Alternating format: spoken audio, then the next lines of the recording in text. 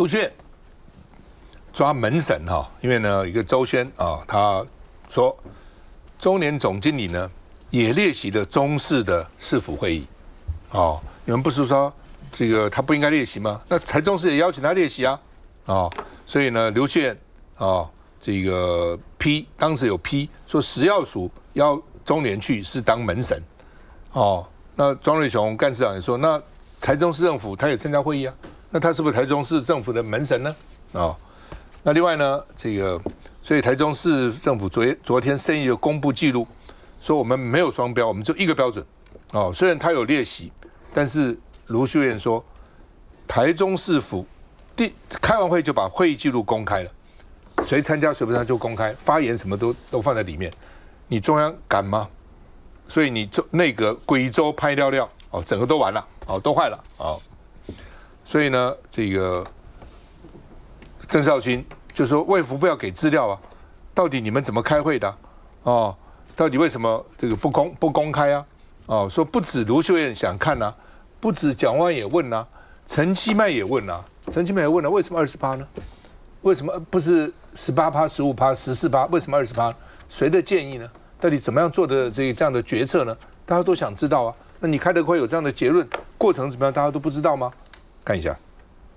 為了整個政治上的一個鬥爭啊，把同樣一件列席會議的行為啊，把它區分為列席在衛福部的就是門神列席這個台中市政府的，他就刻意把它給略過，這很明顯的政治上的操作太過明顯了。我們可以看到這次整個致癌油的事件，中央行政院長斥責台中市的副市長說，我們調查太快，公布太快。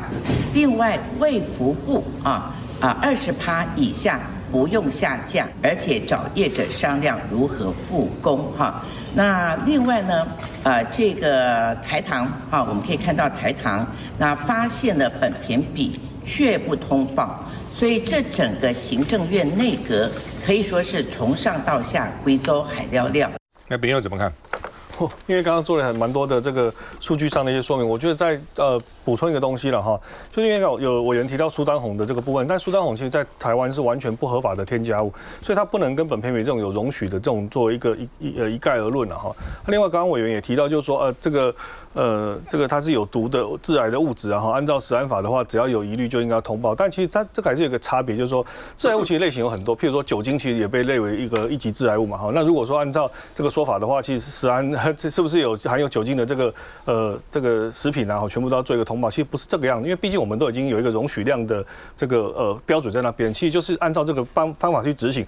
所以講到台糖的時候，我覺得它很明確，就是說它當然有基於這個國營事業更多的義務來講，我覺得的確他們在當初如果說有一個積極的動作出來的話，今天也不會招致這樣的一個爭議了哈。但在法律上的確就是說你在原物料的階段，因為就這個東西，它並不是說我原物料我不收之後，它就會報廢掉，或者說轉賣給其他人，而是它是可以再做精煉、做其他使用的。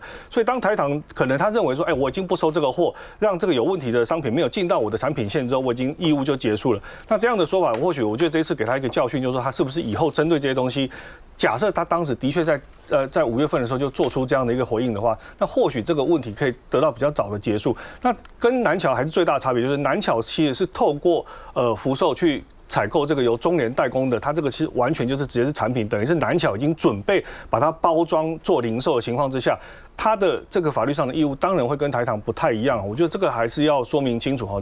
不過的確就是說經濟部啦哈，或者說其他食藥署在做說明的時候，在這個事情上，我就用了一些其他的措辭，我覺得把它講的有點怎麼說，讓大家覺得好像過於在袒護台糖這個部分。我是認為的確就是說台糖大家做一個國家的這個國營事業，大家會最可以信賴一道防線的時候，這個更高的標準，我覺得的確是可以做一個期待了。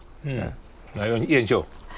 我覺得這幾年秉佑剛才講的，其實我覺得國人聽了可能不太能夠接受。無論是蘇丹紅的事件，其實食藥署當時食安辦其實規範的非常清楚，其實第一時間其實就是說，都未來只要有問題的話都要通報。一個有良心的廠商，不管他是未來要去持續做研，他怎麼樣，他其實都是做成要吃的東西，所以他都應該通報才對。台中這一塊，他其實他討論的是未來下架的狀況如何，所以他才找中聯來。那他跟這個衛福部開的會議有3點不一樣。第一，這整個會議事實上中央有派人參加；第二個，他們沒有討論20%的問題；而且第三，他重要的是他記錄全程公開。這跟衛福部開的就是找中聯來記錄到現在不敢公開，這完全是兩碼子的事情。事情其實都已經擺在那邊，而現在地方政府是處理如何善後，跟中央蓋牌的狀況是完全不同的。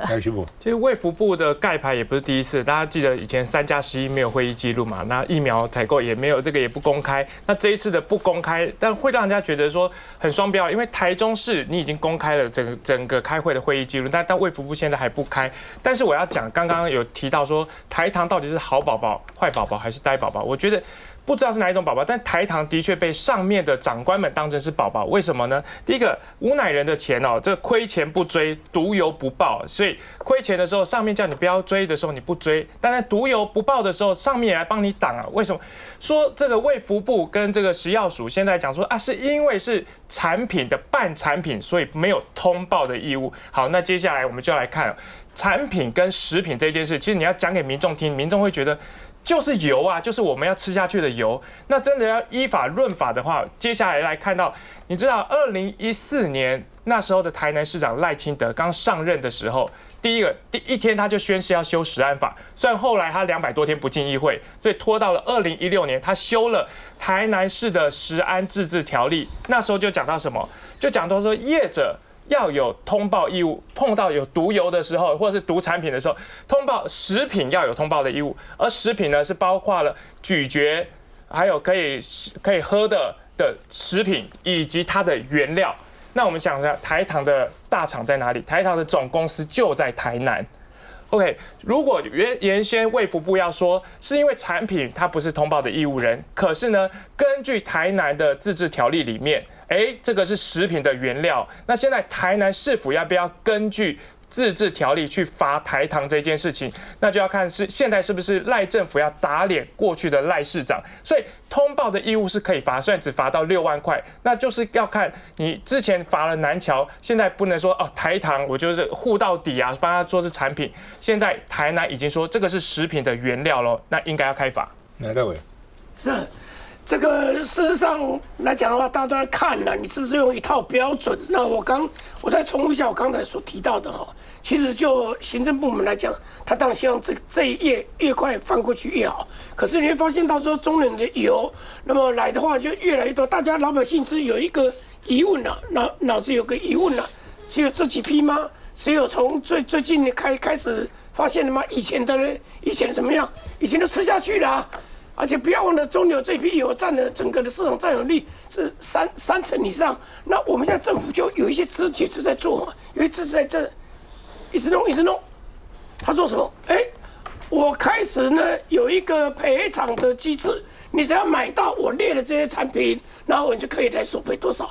老百姓不是關心這個啊，當然也關心了哈。可是問題是，你說我買個30塊，買個泡麵，裡面這個有問題啊，然後呢，我怎麼樣？我更關心的不是我把幾十塊錢要回來，我更關心的是我會不會致癌，我怎麼去檢測我有沒有因為這一批致癌啊？然後呢，如果有的話，那我怎麼治？老百姓更關心健康啊。另外，大家就一直覺得奇怪說，一開始為什麼定一個20%的整個來源在哪裡？它的整個的利潤基礎在哪裡？很多人講說這個那個，可是我們就覺得奇怪，它既然是毒油，那你這個20%怎麼去定它的20%？這20%是不是因為就是後來陳時中講了一句話，說如果把這個一開始把它停掉的話，大家沒有東西吃。他講了這句話，然後他後來又否認，他事實上講過這句話，說大家沒有東西吃，所以呢，我就20%以下的不用下架，就變這個樣子。那清楚的看得到。這是可以這樣子做嗎？老百姓當然非常關心。不要忘了，這裡面很多，但是1/3還有其他的沒有嘛？那我們就吃那些沒有的嘛。這些東西很簡單的道理嘛。楊平，他們意思說中聯可以參加市政府，為什麼不能參加食藥署？不是啊，中聯第一個他參加食藥署的會議的時候，他已經是被告了耶，對不對？那你你那個時間點。好，那至少台中市政府的部分，剛才燕秀已經講得很清楚了嘛。他參加這個會議，可是會議記錄全都公布啊。那你至少學台中市政府把會議記錄全公布，可不可以？可是中央的那個20%，連陳其邁都在不高興，都在罵說是誰定20%這種標準，叫地方無所適從，地方的人到底要怎麼處理？這個部分，那你會議記錄公布一下嘛，而不是大家都唔敢講啊，都噤聲啊。我覺得今天很多的問題，我明白民進黨的操作啦。他們這個事情呢，一方面他們要推給都是黑心業者的問題，但是他的黑心業者又不敢讓他很擴大，因為他知道在這個裡面呢，可能有一些貓膩。可是另外一方面呢，就是因為中聯郵儲的廠設在台中市，所以他就想要無所不用其極的把它推給台中市。可是我們實在要講，有特定目的事業主管機關的尤其是跟食品、藥品各方面有關係的，中央的力道絕對比地方政府大很多。為什麼？因為地方政府就是出土地嘛，你各種的工廠都設定在這個地方那個地方政府嘛。那我怎麼會知道說，你現在這一家在搞環保的工厂，你有沒有排毒啊？對不對？然後呢，你的藥廠你有沒有亂搞啊？你的那個稽查，就算是稽查，也只能久久的去查一次。它重要的是你要靠中央的機制，通報的機制，以及呢，中央不是有這些法人嗎？他在給你定期的這些食品。定期的這個藥品，定期的相關的這個環境用藥等等的，你不是在發核可這個通知那個通告嗎？你在發這個證照的時候，你就是可以把關的時候啊。那你這些問題你都不查，然後你一味的想要把責任甩給地方政府，我真的覺得今天你中央政府也好，你行政院、你食藥署也好，你再把責任通通堆到盧秀燕頭上，也解決不了你卓榮泰無能、你衛福部有問題、經濟部包庇的這些疑慮嘛，你解決不了嘛。你把往台中市政府推，你就可以逃避你的責任嗎？大家民眾不是傻瓜，全部都看在眼裡。我覺得今天民進黨政府不要再顧左右而言他，趕快出來說明20%不必下架的那個標準，當時的主張是誰定的？那到底在替業者護航的門神這個裡面的內鬼到底是誰？我上一次在這個節目我就呼籲了，我這次再呼籲一次，中央主管機關，經濟部也好，衛福部也好，你們通通可以自己內部做行政調查嘛。這裡頭公務人員有沒有失職，你也不要等到檢調機構。大家不要忘了，台糖這個事情之所以爆發，這是法官說的耶。法官把這個台糖早就在5月份發現那個它的原料苯酃比超高這件事情是法官講出來的。你現在行政機關你通通不查，你自己內部有問題，你全部等待司法檢調。現在司法檢調檢察官也看不下去，你到時候弄出來，你豈不是更丟臉？我基本上兩個是不一樣。我仔細看了一下，這是台中市政府的會議記錄，他基本上就找來問原因。同時叫他以後每一批都要檢查，就是這樣子。但是食藥署那個是那個會議是20%以下就不下架，那個是很嚴重的事啊。因為台中市政府管不到全國，食藥署還管到全國嘛，你下架是全國都要下架，所以他只是要找來講說為什麼會這樣子，然後以後每批都要給我檢查，還有過去5年的檢查記錄拿出來給我看看，他會只有這樣而已啊。那因為中聯在台中，所以他當然要把業者找來嘛。那你食藥署找來以後呢，他現在就問你說，他現在主要關心的是20%怎麼做的決定，你把這個告訴大家嘛，對不對？中聯在這20%不下架，他有沒有發言權？他有沒有在中間這個說不行哦，搞太多不行？大家只要想要知道這個東西，到底現在要抓門神嘛？所以台中市的這個會議跟食藥署會議是完全不一樣的。休息再回來。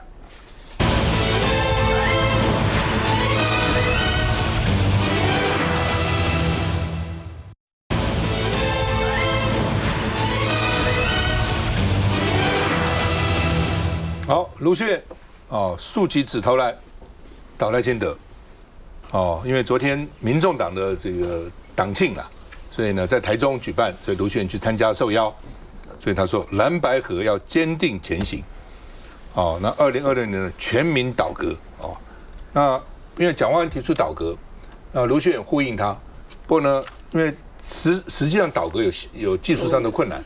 所以他這個全民倒閣意思就是2020年選舉用選票，意思是選票的意思那就年底的選舉啦那另外呢，這個盧秀燕批這個賴清德政府是當門神，而且為毒蘋果，所以2026年全民倒閣，2028年全民倒賴，因為那是選總統2028嘛那另外呢，這個柯文哲說呢，賴清德我們絕不投降，說民眾黨已經不是一個人的政黨了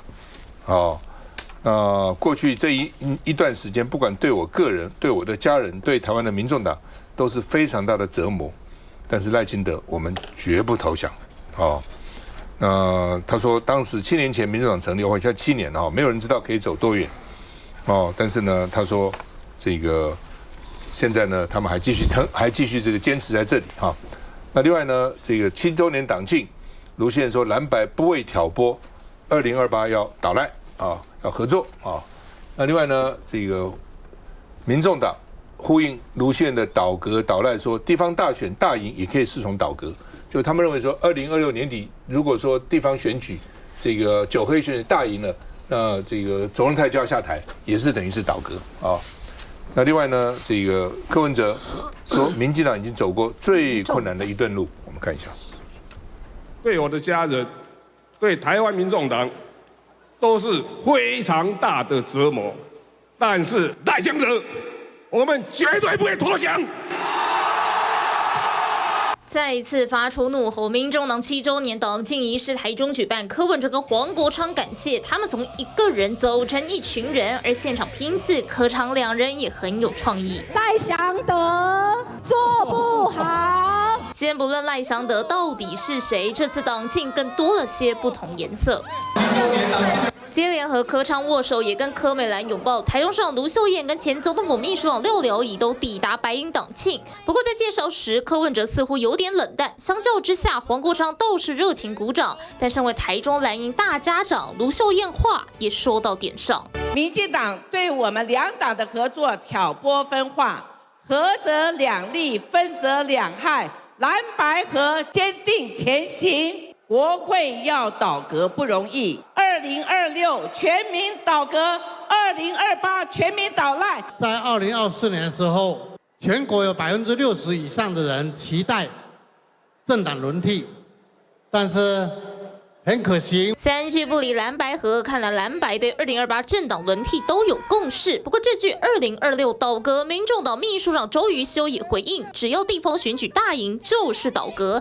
但到他黨黨慶登高一呼，盧秀燕是否要爭藍白共主搶話語權，這踏進2028戰場的起手式。我們再不挺身而出的話，那中央就會繼續的侵害人民的食安。2026全民用您神聖的一票出來投票，2028全民倒賴。藍營大母雞走進白營黨慶，這政治動作不言而喻。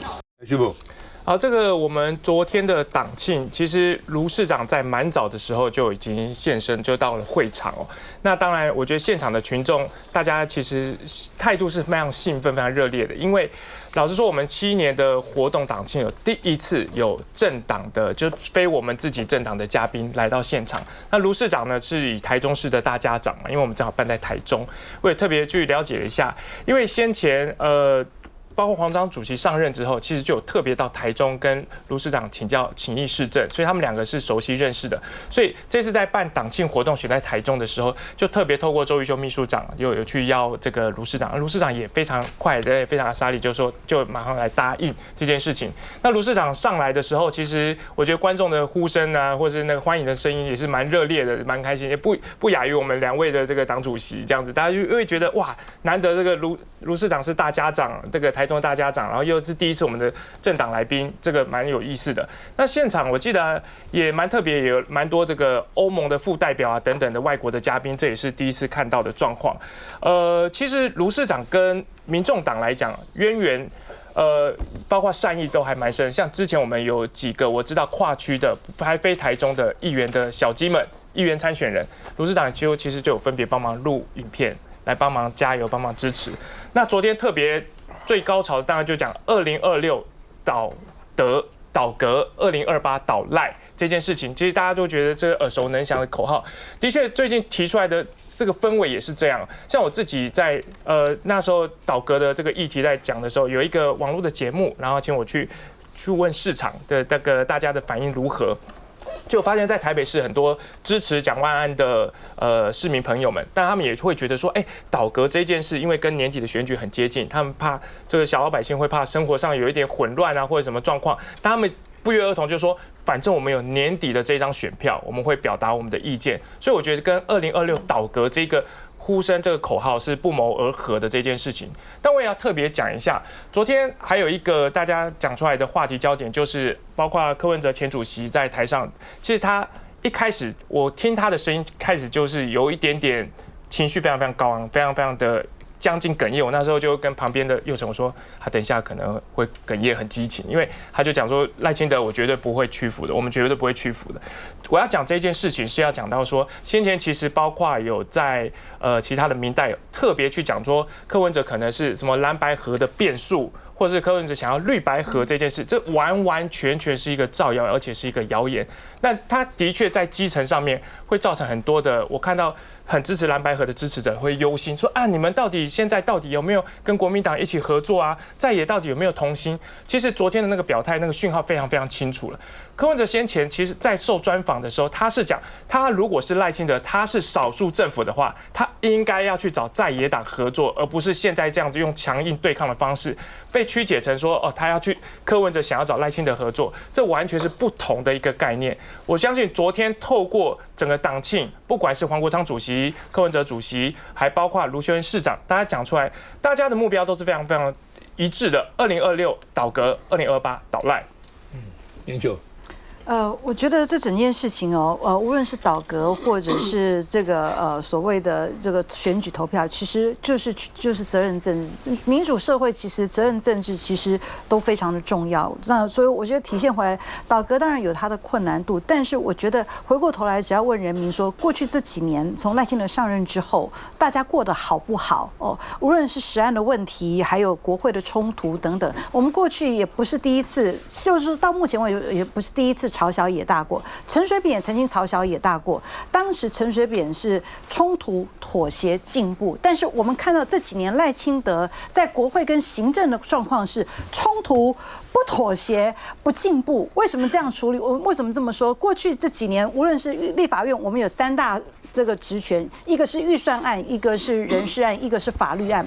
所有的案子，它不附屬、不編預算、不提供資料、不參加記者會，然後法律案也不編預算，那法律案通過了，它也不附屬。所以我覺得整個就是造成現在整體國會的狀況。所以我們常在說，政治性格決定政治行為，這就是現在整個國家的狀況。休息一下再回來。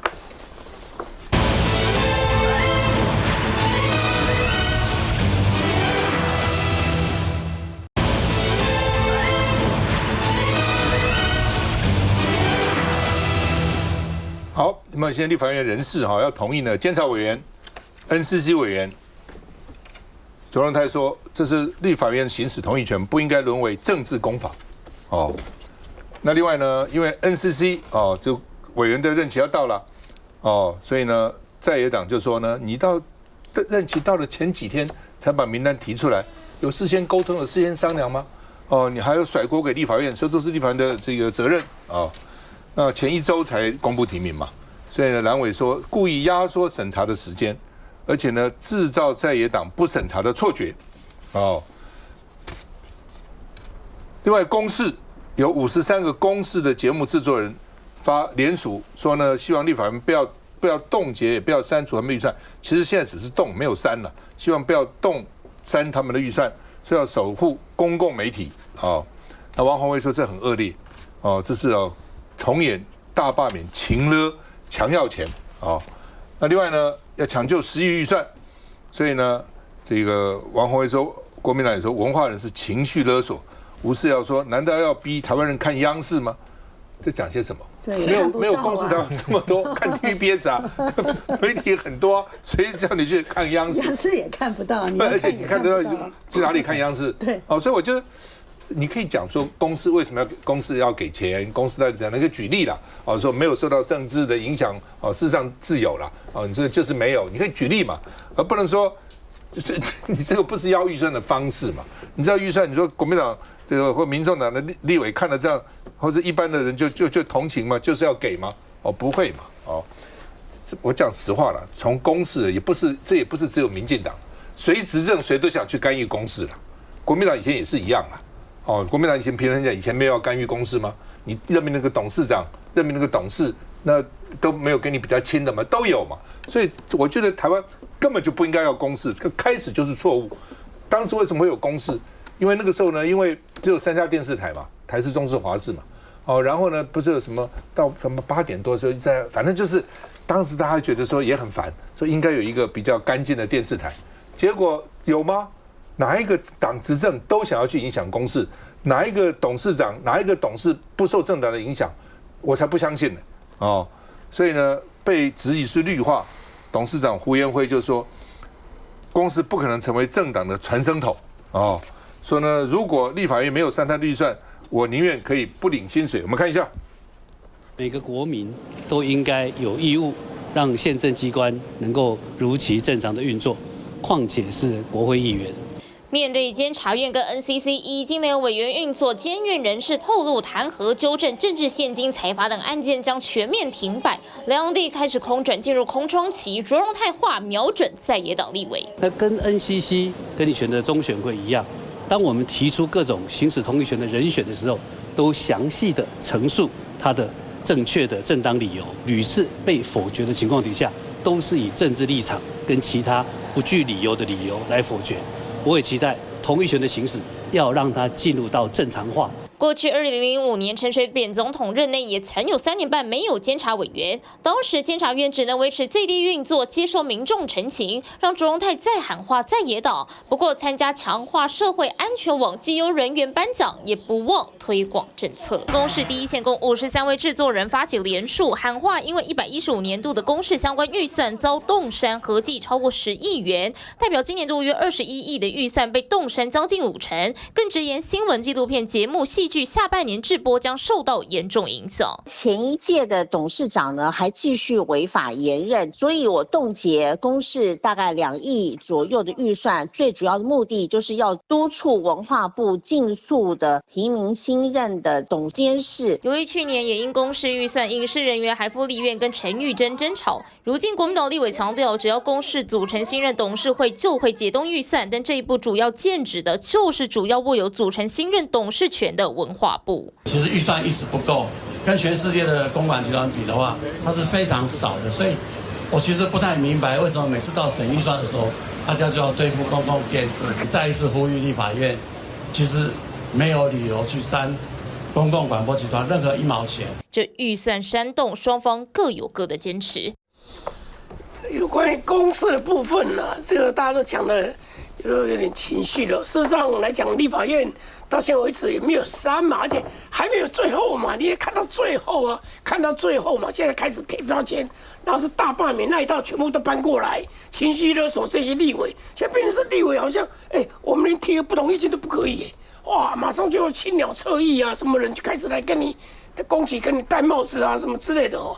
我覺得如果按照他們這樣講的話，那乾脆立法院就廢掉算了，或者立法修憲，讓立法委員沒有審查預算的權利，那不就得了？問題是全世界民主國家哪個國家敢說這個要國會議員你不能刪預算？我們現在變成是刪預算的動輒得咎嘞，刪而且連動是什麼？大部分就是說你來說明。提個報告，有的連報告都就是提書面報告，也不是口頭報告，也沒有說一定要經過立法院同意，這麼鬆散的條件，哇，他們都這樣才來攻擊。那胡元輝講的話，通通是政治語嘛，你不覺得嗎？你們如果給我不要煽動，事實上就是動而已了哦。不要給我煽動，我就不要領薪水。這話誰在乎你有沒有領薪水啊？你這個做事拿錢做事天經地義啊。可是他講的，他說他就一句話，我是完全不同意，沒有人同意的啦。他說公視不會成為政黨的傳聲筒，台灣 Plus 不是嗎？全部都是這個綠的觀點，難道不是嗎？這都是這樣子。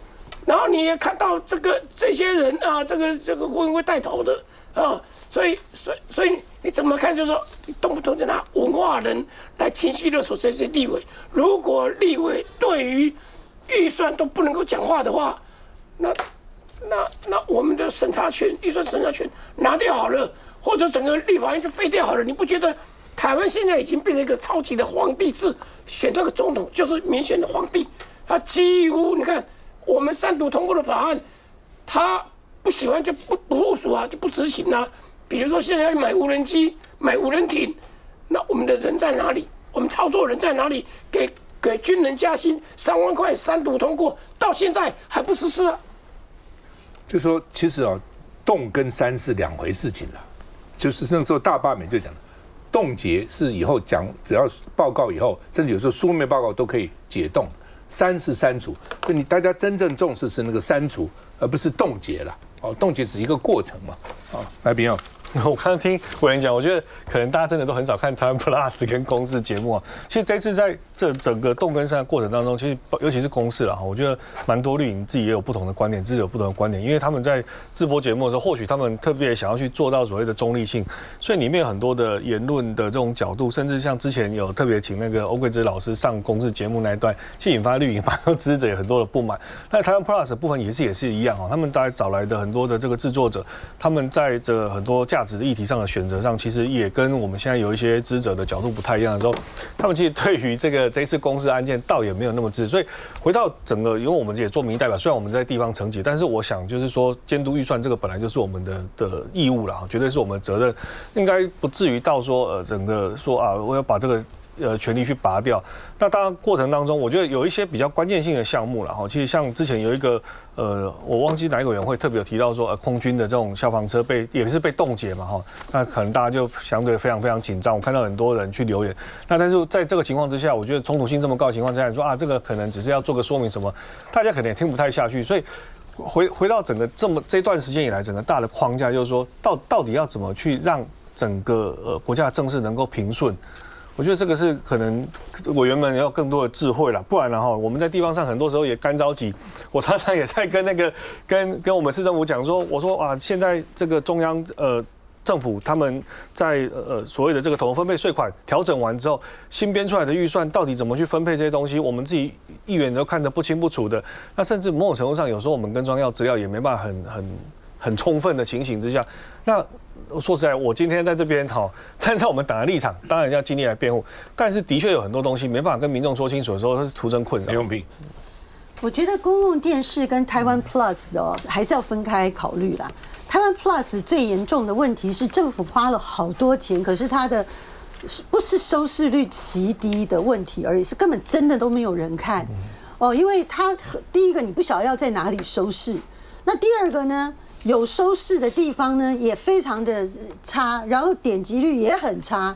那公共電視確實比較不一樣，因為公共電視時間還蠻久的，而且它長期它有什麼支持一些紀錄片啊，支持一些影展，那後來也都在我們各個影展得獎等等，它有做出口碑，所以它雖然收視率不是很高，可是它起碼它在一定程度的圈內有它的穩固的基礎。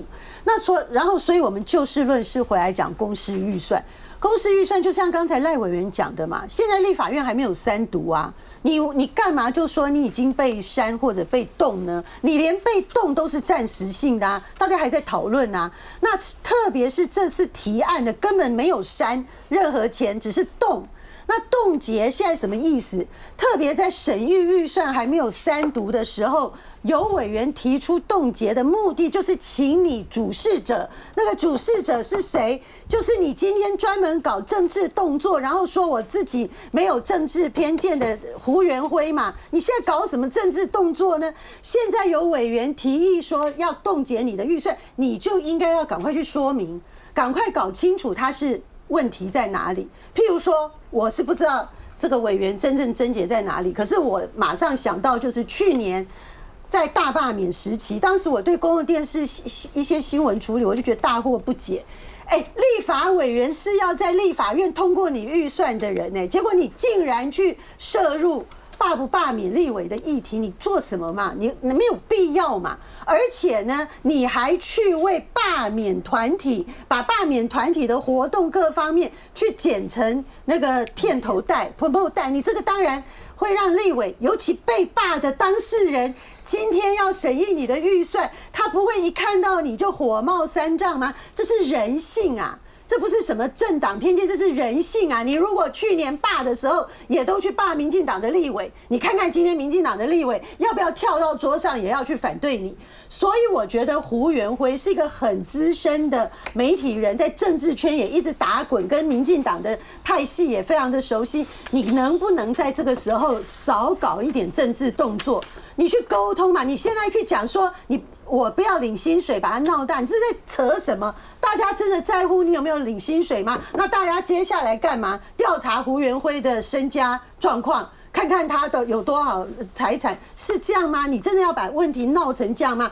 我覺得公共電視趕快去說明，趕快去溝通，以後對於太偏頗的政治立場的事情一定不要碰，因為現在這個時代，凡走過必留下痕跡。立法委員真的要算賬的話，你去年大罷免時期，你直播什麼樣的節目，你做什麼樣的片頭，你怎麼樣的部分，你這個還是要交代的嘛。走政治這條路，你欠人家的總是要還嘛。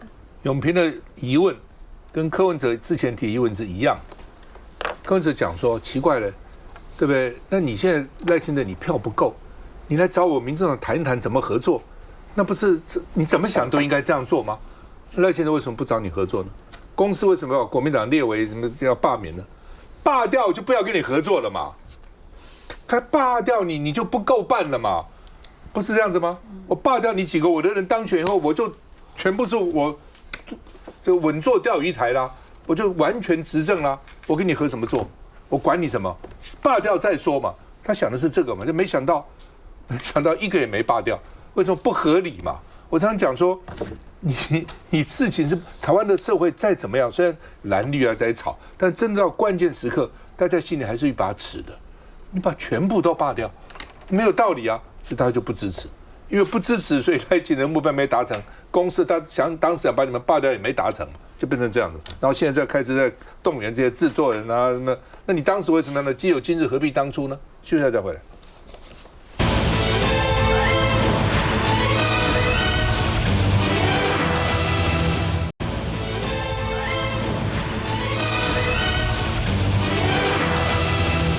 好，這節要很快談2個主題，一個許家金了，僑委會主委了，出國了說被罵，說是假考察真觀光，說看電影吃點點也算嗎？也算這個什麼機密行程嗎？那許家金說我是晚上坐飛機沒有住旅館了，那當然要坐商務艙啊，因為他出訪26天，一個人出訪花了115萬，所以被人罵說他是觀光了哈。那另外呢，這個許家金說我是夜間嘛。我夜間這個搭不住旅館了哈。那另外呢，他這種第三人稱獨旅一個人旅館，所以呢，這個媒體說到底怎麼回事？這是許家金啊，我們去看一下來。我這26天的行程，我敢在這邊無愧於心的說，大家會用115萬的概念，是因為大家不要忘記，4月份我採購機票的時候，就是伊朗戰爭發生，機票最貴的時代。好，我買了這些機票，有3段先飛美國，在美國、歐洲，歐洲再飛台北，這3段都是夜間長程的飛機。那我沒有住宿，我當然要坐商務艙吧。對不對？這個費用有多少，大家可以去 Google。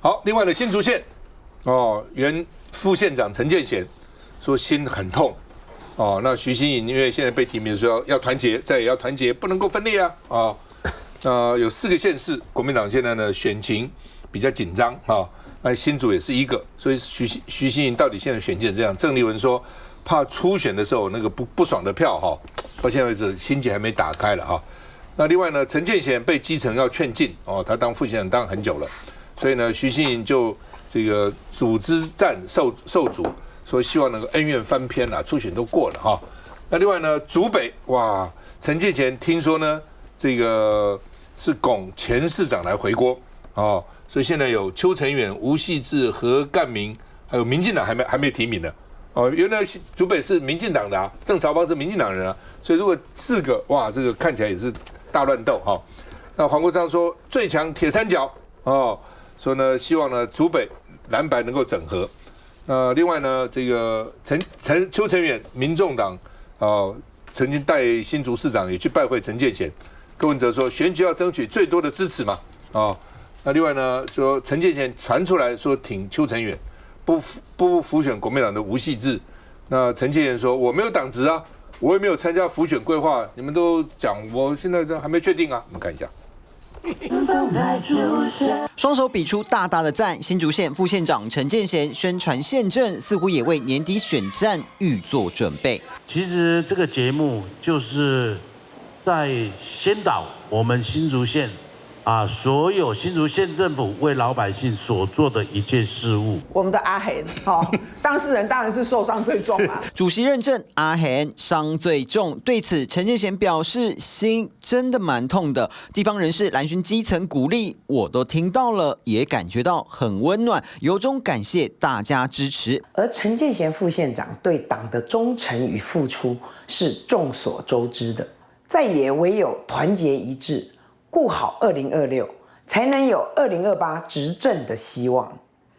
這是所有忠貞國民黨黨員的衷心期盼。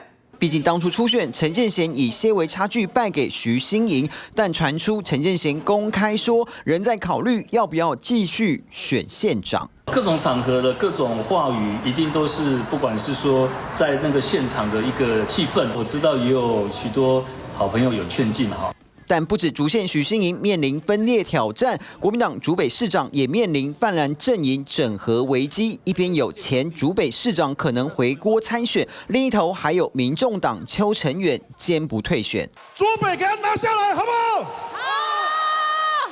重現可比，好不好？說何幹明前市長那我其實也有去拜會過他，也有跟他請益，會不會出來參選？當然，他目前應該也是在看整體的局勢的發展。即便是藍營優勢選區，面對分裂，誰都沒有十足把握。徐普。好，先講徐佳清徐佳清其實那個所謂會被老公看光光的機密檔案，就看出來是要去看大盟，是要去吃法式的甜點，然後結果還被人家揭露出來說，你整篇寫出來都是用第三人稱說徐委員長怎樣怎樣怎樣，你不是一個人去旅行嗎？你不是一個人很辛苦的拼外交嗎？怎麼會第三人稱？難不成是下屬來幫你寫的？就揭發這一件事情的邱慧露委員還被所謂的側翼網軍，包括了還有綠營節目主持人攻擊。翻箱倒櫃找出了4張照片，說你看他都跟徐佳清站在一起，原來是人前手牽手，在旅遊的時候都在徐佳清旁邊，現在回國就在講這種話。其實我們就講這個真的是認知作戰，徐佳清是一個人去的，然後邱慧露委員是跟着這個議長團去的，就是跟着國會的議長團去的，就翻箱倒櫃找出4張照片，然後說國會議員不能監督，我覺得這個荒謬到極點了。來，這個朋友。應該沒有不能監督的問題这個他只有26天報告僅5頁，我覺得他其實有在接受媒體採訪的時候，大概有說明，就是說這個是在公開的部分是有5頁，那另外的部分只要媒體委員辦公室有所知的話，還是會完全來提供。那但有一個媒體他標題寫說75%花在交通，他說納稅錢這樣燒，其實我有點疑問，就是說75%拿來花在交通上，其實算是很特別的比例，因為通常你如果出去考察的話，你的這個食宿餐飲或其他費用應該是均等的。那那其實因為我對嘉玲姐其實有一定程度的認識，她其實是一個很愛跑行程的人，所以她其實真的是瘋狂的跑行程，把大部分的錢花在交通上。我覺得其實應該是蠻精實的。那剛剛當然特別，尤其是說把講甜點這件事情拿出來，我覺得有點可惜，就是說其實它是一個台灣之光哈，就是說台灣甜點師去做這個法國總統的這個國宴的甜點哈，那。還有邀請了台灣的這個《天下》雜誌去做一個採購，其實應該沒有啦，應該是沒有，應該沒有對，因為還特別找了這個《天下》雜誌嘛，要去做這樣報道，其實對台灣很多想從事相關行業的應該是蠻大的激勵，所以我覺得就是其實我們民意代表很常出國去做考察嘛，那中間這些東西到底怎麼讓人民覺得這東西是有效的？我覺得溝通過程還是很需要。那至於說是不是有到機密程度，我覺得當然啦哈，大家還是要自己有一個拿捏。就是剛剛提到徐副提到這個說，到底是不是機密？現在看起來其實並不是啦，應該還是說只要有透過適當的這個所知的程序，都會公開給大家。我比較擔心，我比較關心是另外那個新竹縣長啊，徐新穎。那現在看起來陳建賢大概要整合不太容易。那不太容易的情況之下，竹北，我覺得竹北的爭議我覺得應該不會有太大爭議，就按照張啟楷的模式嘛。就大家就走一段，这不是柯文哲主席黄國昌講的，就做個民調嘛，就比一下就可以了。我覺得水都可以，但是我們希望藍白合一路走下去，那麼任何的雜音應該想辦法去除掉。其實過去有一句話，得竹北者得天下，其實離登記還有1個月，所以我覺得竹北後續怎麼處理需要藍。